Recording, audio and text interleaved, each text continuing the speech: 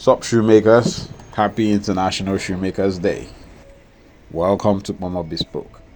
Today's class is taking off our series on how to make high heel shoes, brought to you in collaboration with my friend Peter Shalom Gebe and sponsored by the Cobblers and Leather Artisans Association of Nigeria. So, how to make high heel pumps. We're going to be making the pumps out of that last, and of course what we have already is the mean form we developed from that last. Well, a mean form is basically the average between the inside and the outside part of the last. So rather than design just on the outside, we find the average and then design on that average. We've taught several classes on how to find mean forms, so check out the ones linked in the description. The heel height of this last is 7.5 cm. So if we place the mean form on that 7.5 cm mark and trace out the mean form, we will begin to design the high heel pump pattern. So first of all, let's mark in the back height, which is 1 cm away from the counterpoint. Then if we join a line from the van point to the ball and divide that line into two, of course that line is known as our vamp line. So we've divided it into two. Now we're going to draw our quarter line by connecting our counterpoint to the middle of that vamp line. Then we're going to draw another line to that same point from the back height. We divide our quarter line into two, and then if we draw a line from the instep to the middle of our quarter line, where it crosses the line coming from the back height, we're going to need that point to design the top line of our pump. Now the last length of this last is 26 cm. We divide that last length by 4 and that came to 6.5 cm. Now that distance is relevant because the top part of our pump should be at least that distance or a little bit longer. So I'm deciding to add about 0.5 cm to the 1/4 of our last length. So I'm ultimately using the front part of about 7 cm. So I draw a line parallel to the vamp line from that point. Now I'll divide the last length by 8. So last length divided by 4 give us 6.5. Divided by 8 will be 3.25. So on that line that we drew, I'll mark in 3.25. Then I'll further divide that into 2, which is basically the last length divided by 16. And that came to about 1.75, I guess, thereabout. Now, draw in 3.2 on the top line itself. And then from the middle of that line, the 1/16 of the last length, that gives me a reference of where to curve in the top line, the front top line of my pump, this area here. So it gives me the reference of where to curve it to meet the top line. Sorry about the interference. An airplane is flying over my building. I live close to the airport.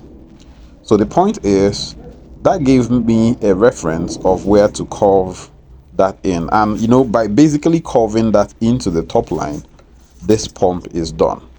But I want to switch things up a little bit. So what do? I mark about 1 cm beneath the middle of my vamp line, and then draw from that point that we marked in earlier where the line coming from the instep intersected with the top line, the line coming from the back height. So drawing that in like so gave me a reference to, flare out the curve a little bit on this pump. So the point is that line there gave me a reference from where I can curve this down towards the line that goes down towards the 1 cm away from the middle of the vamp line, and then coming towards that middle again, I curve up upwards and ultimately go into the curve. That's basically just a design choice that I chose to do. So, but the key principle is that the top part of your pump should be at least 1/4 of your last length, or plus or minus about 5 to 7 mm, or even 1 cm if you so choose. The reason for that is so that the toes of the wearer will find ample room within the pump to be able to be accommodated properly without having to slip up. At least in my experience, that has always worked for me. So let's go ahead and cut out the basic shape of this pump. Now, you will think that if you place this and duplicate this, that you would have your pattern done. Don't do that. If you do that, you are in for a long thing. It will not work.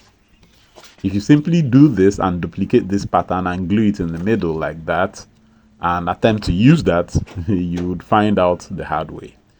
Basically, this is what will happen. You'd find that it would only lie on the last, but once you bring it up towards the back height, it will not lie flush on the last. And that's because we need to spring this pattern. So how do we do that? We'll place the pattern on a straight edge, which will serve as our center line, and draw the bottom curve to that point on the line which served as the beginning point of the vamp of our pump.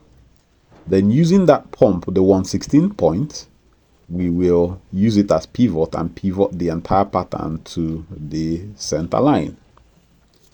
This way, this has been sprung, such that if we duplicate this, we will have properly aligning pattern. So let's go ahead and duplicate this and you'll see how that's played out. Of course, this is the one that if you had duplicated it this way, it wouldn't have worked. I do that at the back.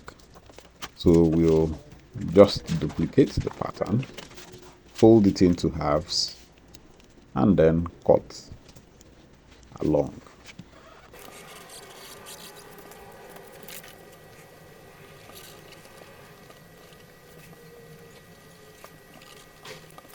With the pattern this way, it will lie flush on the last and you'd have absolutely no problem with lasting these.